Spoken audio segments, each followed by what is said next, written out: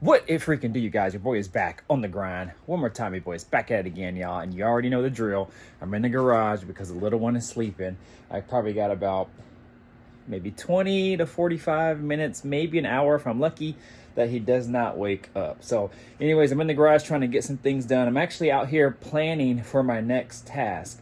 And last night I came out here while the wife and baby were sleeping, and I got under the car to kind of see what was going on with the oil leak. As you guys know, if you've been following me, if you haven't, check out my last video in regards to me talking about the oil leak on this car. So worst case, I would probably have to pull the engine out to get to the oil pan. I know somebody left a comment saying you don't have to pull the engine to get the oil pan out, but I don't know if you guys know anything about these A-bodies, but there's not a whole lot of clearance between the oil pan and the cross member. I would be very, very, very shocked if I could get that oil pan out. I mean, just to be quite honest. I could probably, well, and plus with this hood, I wouldn't be able to leave the hood on to get the cherry picker in there because, for one, I have the Ring Brothers hood hinges. Two, they actually make the hood sit lower because they don't open up as wide as like normal stock hood hinges. And three, the hood would just be in the way of the cherry. I would be highly, highly, highly surprised if I could get that oil pan out with the engine still intact. But hopefully we don't have to do that because I have an idea that I think might work. I got under there and I started to kind of investigate a little bit more, and I just don't see it leaking from the rear main. There's no oil coming from the back of the valve covers, but when I get under there, I'll show you guys what's up. But anyways, you guys, I'm gonna go ahead and flip this camera around. I'm gonna put my beanie on. I got a dope beanie from a good friend of ours, my buddy Derek that owns that 442. Well, his wife is clever. She always finds these gadgets. When I posted this on my Instagram story, people had said, "Oh man, I got that thing too, man. It works great. I use it all the time in the garage and whatnot." So I'm gonna go ahead and show you that first. Then we're gonna go over this list because I've actually been doing a couple things to the Chevelle already, mainly stuff in the inside, wiring and such. I'll show you guys that here in a moment as well. And we'll go into the car. So if you're new to the channel, definitely think about subscribing now. Hit the notification bell, all that good stuff, y'all. Let's get it. Let's go. All right, you guys. So this is it right here. This beanie I actually got for a Christmas gift. And what it is, it's an LED light that sits inside of this square hole. I thought it was pretty damn clever. So this is actually the charger.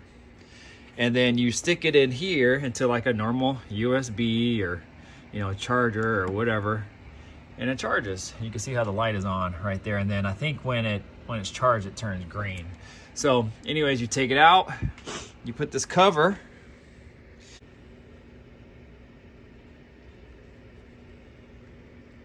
So what it does is this piece right here actually just snaps into the inside. Perfect, perfect, perfect. So we in there, and then you just hit the center button and it lights up. So it has a high, medium, and then like a low beam, and then it turns off. So yeah, I thought that was pretty dope. So that's definitely come in use. For one, it's cold out here, and two, I have an LED on my head. I actually have an LED band over here that I use a lot. These ones, I'm sure you guys have seen these before. So I use this a lot too. So, but it's kind of nice to have that, you know, being out here in the cold. It's actually getting colder and colder. It's super windy outside right now. We're supposed to get a snowstorm this weekend. Hopefully it's not too bad, but I think the mountains are going to get dumped on. Right now in the garage, it is 55 degrees, and I have that heater on, which I should probably turn to oscillate, and then I have a heater on over on that side, my bigger heaters. In regards to the list, so taking you down to the list, this is the next task that we are going to address, is the oil leak. So when we get on the car, I'll show you my thoughts in regards to the oil leak, where it's coming from, and what I think I might do to try to remedy it before, worst case, trying to pull the pan off. All right, you guys, so a couple days later, this is actually a couple cuts in the video that I wanted to go over a few things a little bit more in depth. And I got a few parts in since I filmed this video. Replaced torque converter, so I got my torque converter here. Let me go ahead and open this box up. So it's actually one from Jegs. It's actually the most reasonably priced one that I could find for a Turbo 400 that'll still give me that 2800 to 3200 stall. And it had, you know, the anti-ballooning plates, It's just a little bit more heavier duty version of a 2800 to 3200 stall, and I think it'll be perfect for my Turbo 400 setup. So the torque converter that I have in there now is a 3800 stall, so it's pretty tall. All right, so right here, shift kit. So I'm going to add a shift kit to my transmission. So this is a Turbo 400 shift kit. It gives it just a more firm, aggressive shift, so I can get a little bit more out of, you know, each gear. And it looks fairly simple to install. I've never installed one before, but pretty much it's just taking out the some of these plates and replacing them with these plates, new gaskets. I think you have to drill out maybe 1 or 2 holes. I think you take out a check ball. I think there's a total of 6 check balls. I'm not really sure on that, but we'll see. But anyways, this is my first time doing it, so I'm super excited about this. It doesn't have one in it right now. At least I don't think it does. It doesn't feel like it anyway. So I'm really excited to get this thing done. And actually, I already have the transmission pulled, so stay tuned for that video soon to come. It was kind of a pain in the butt to get that thing out, but we got it out. So, and I'm adding more things kind of as we go. I still got to pin the crank. So anytime you supercharge an engine, good idea to pin the crank. Now, I didn't initially pin the crank on my box Chevy, and I had the Pro Charger set up on there, and it actually worked fine. But I don't think I was really pushing enough power in order for the harmonic balancer to potentially spin, because that's what happens if you don't pin the crank. Then the harmonic balancer can actually spin on you. So, got to pin the crank. And I actually have to order a new tail shaft seal as well, because I think it's leaking a little bit. If we go down the line here, electrical fan wiring, I believe I've already uploaded that video, so check that video out. That's why I got the check mark next to that. CAN bus wiring, I think that was a part of the last video as well, so check that one off. Actually, you guys, this right here, the 5-inch Holley screen, I actually went ahead and ordered it. So I had some Christmas money and some gift cards and whatnot. So I went ahead and ordered that because I found a deal on eBay. It's actually from Holley. Holley must have gotten some bad batches in, and I say quotes bad batches in, because they have some cosmetic damage on the back of them. I guess the screens work fine, everything else works good, but just cosmetically, like on the back, it's just black. But for some reason, it has some imperfections in it or whatnot. So they were selling them on eBay for about 50 bucks off. And being how much it costs, it's actually quite a bit. So I went ahead and pulled the trigger on it, you guys. I mean, I don't think I'll be able to find it that cheap unless I find it somewhere used. But other than that, I mean, it's a brand new unit. It just has some cosmetic damage. Drop that shit, DJ OJ.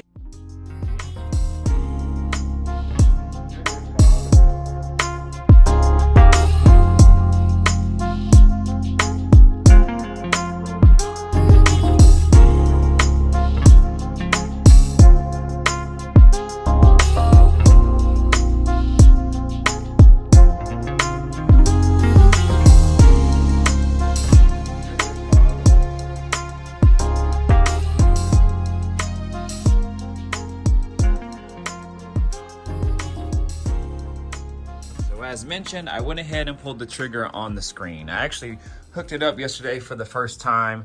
I have to update the firmware on my ECU in order for me to be able to use it, but it is functioning, it is working.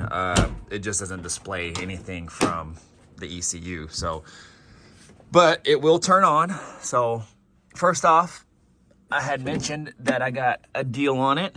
And this is why they were selling it for cheaper. It just has some imperfections and things on the back of it, but the whole functionality and everything of it works fine.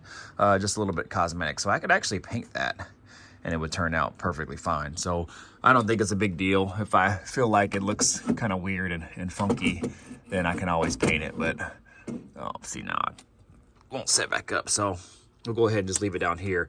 I'll turn the car on here for a second. You'll probably hear my dash beeping. That's because I have the fuel pump disconnected, but here.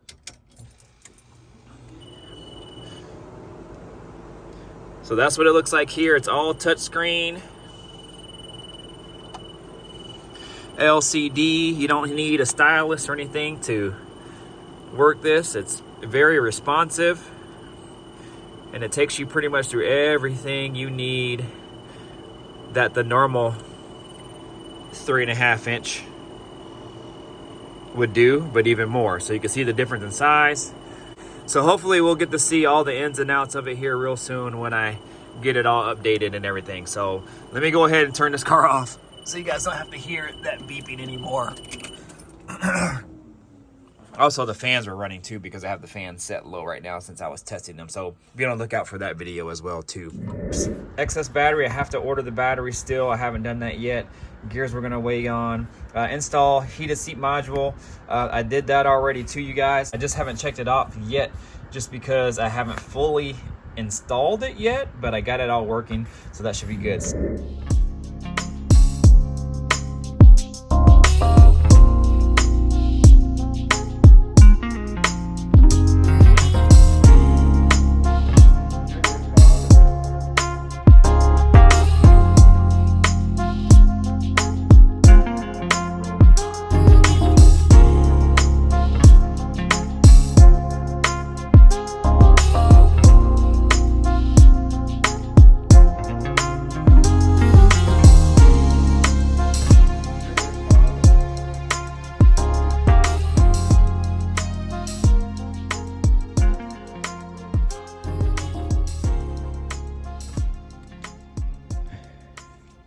All right, y'all. So, like I said, this car is pretty much already wired in. That is my heated seat module right there. So I have it already tagged and all the wires where I need them to go and whatnot. So that's already good. What I think I might do is stick this inside of here and just hide it in here once I empty it out. But just kind of hide it in there and just screw it onto the side. That's my initial thought.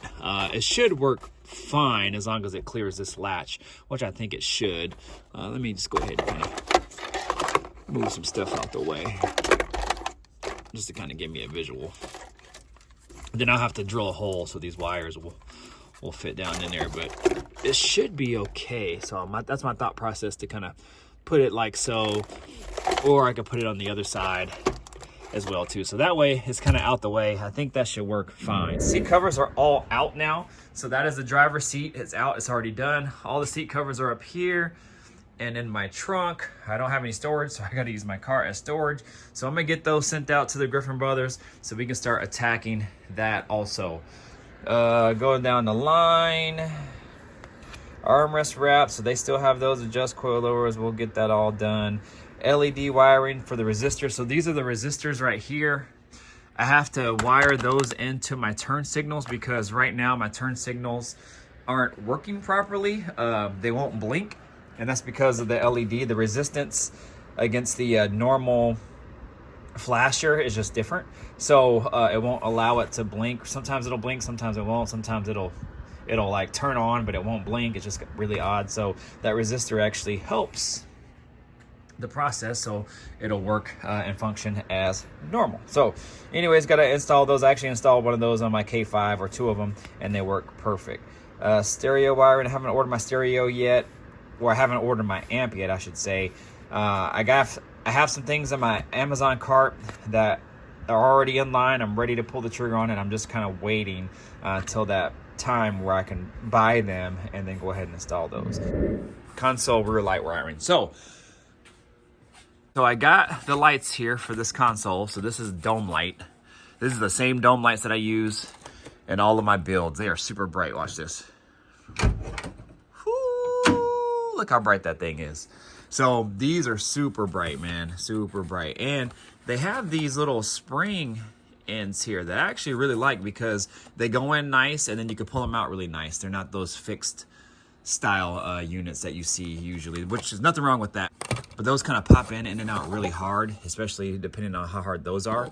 But these will actually conform and compress to these ends, so you can actually pull them out fairly easy. So, but yeah, so that'll go in there. So when we hook that up, that'll be real nice. Rearview mirror, gonna wait on that. Gas tank, gonna wait on that. Hatch, I already have the hatch that I want in my Amazon cart, just gotta wait on that. Gear vendors, waiting on that. Steering box, that'll come at a later date. Steering arm, I already have. Injector's not gonna do that yet till we install the Pro Charger kit. 3-bar map sensor. So clutch thing is I have one. So I didn't forget, but I remembered that I pulled this from my LSA unit on my box Chevy. And my tuner said that with my computer, those GMs don't work as good as one that he recommended I should get. So I went ahead and got a different 3-bar map sensor, and I just kept that one just in case I needed it. All right, LED wiring. And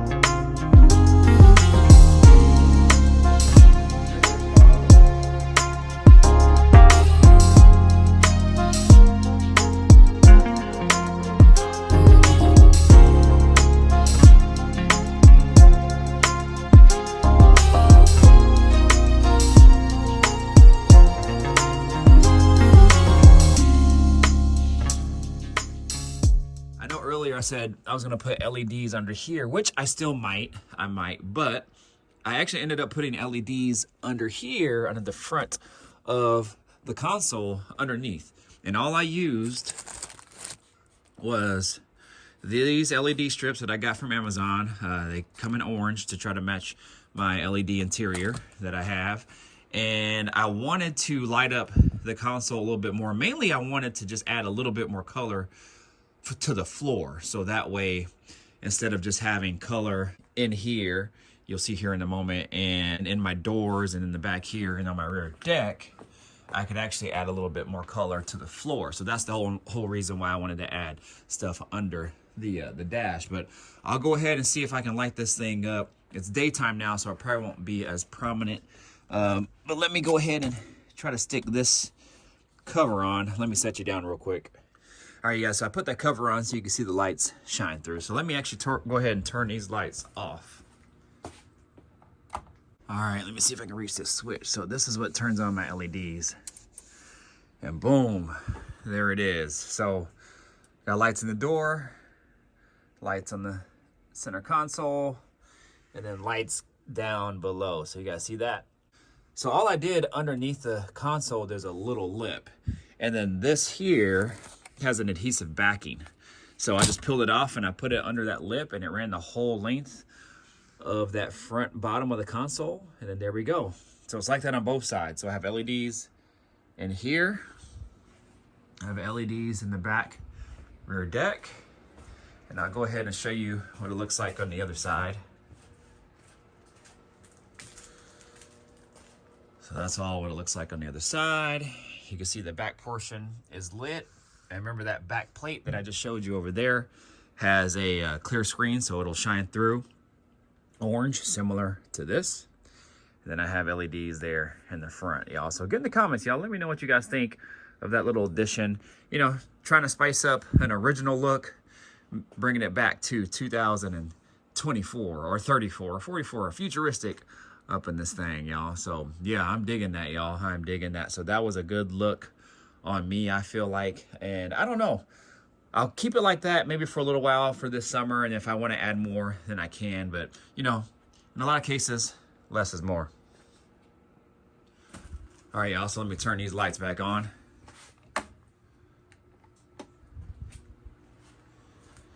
Turn these LEDs off. One last look. Ooh wee. And I know there was somebody that wanted a little bit more in-depth deal on this LED, and honestly, it's really simple, man. If you looked at the video that I posted earlier on my Instagram page, it's really just hooking up a positive and negative. These here have areas where you can use scissors and cut right here. It actually has a little scissor, little icon or logo where you can cut down here, and those, I don't know, I'm not sure if that's copper or whatnot, but you can actually solder to those and then hook up wires to those.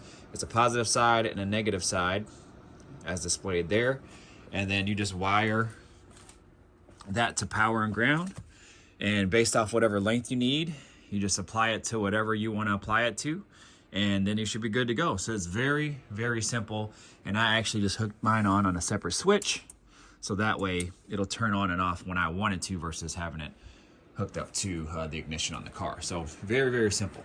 Other than that, I think that's pretty much it. That's the power for my seats, and I have one over there as well too. So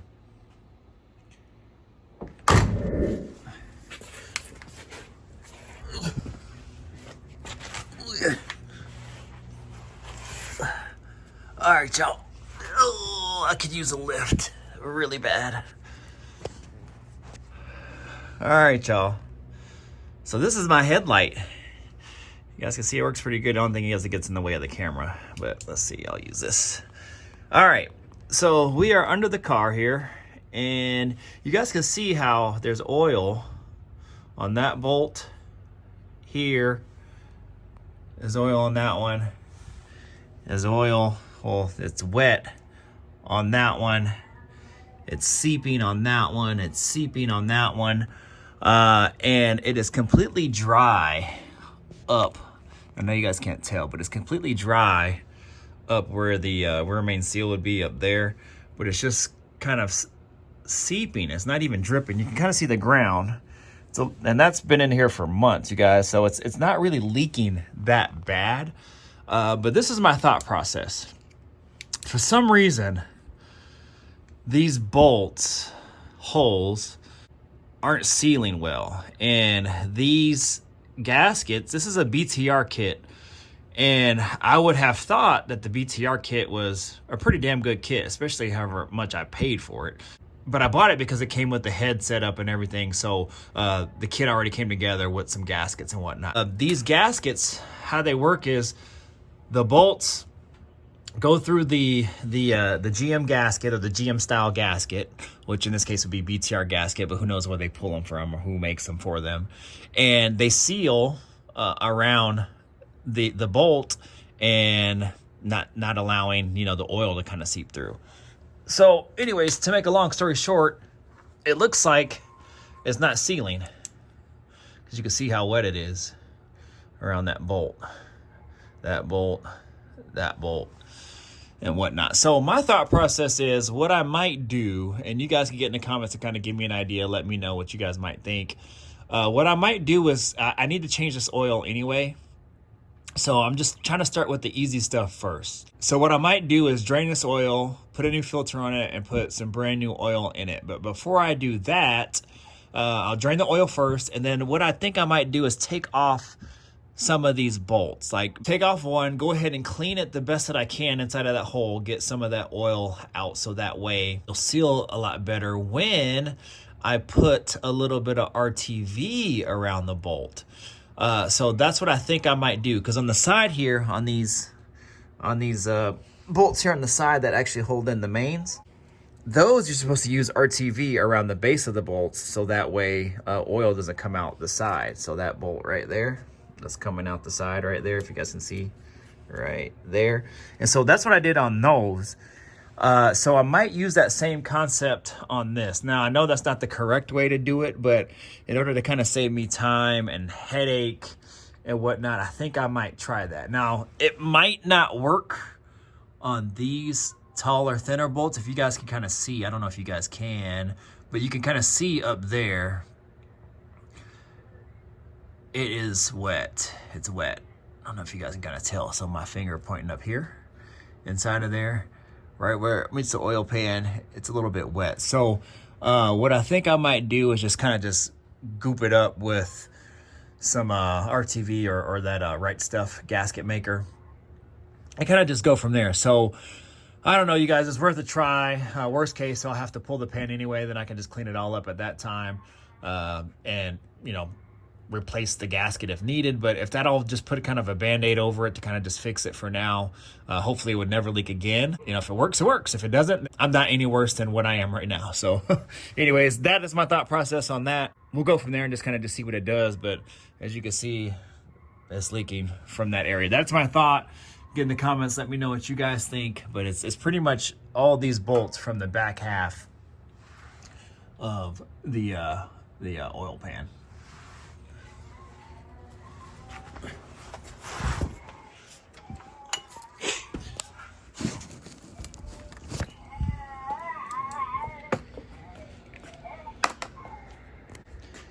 Dang, you guys, I can't work in the garage for any length of time right now. This guy just will not take naps longer than 20 to 45 minutes anymore. When he was like really little, he was taking like an hour, hour and a half, 2-hour naps, which is great. Now he's taking like 20, 10-minute naps, 20-minute naps, 30-minute naps. He's just really short. So by the time I can actually get him down and get ready to come out here, I only have like 20 minutes to work. So frustrating just because it takes long to get stuff done, but it is what it is.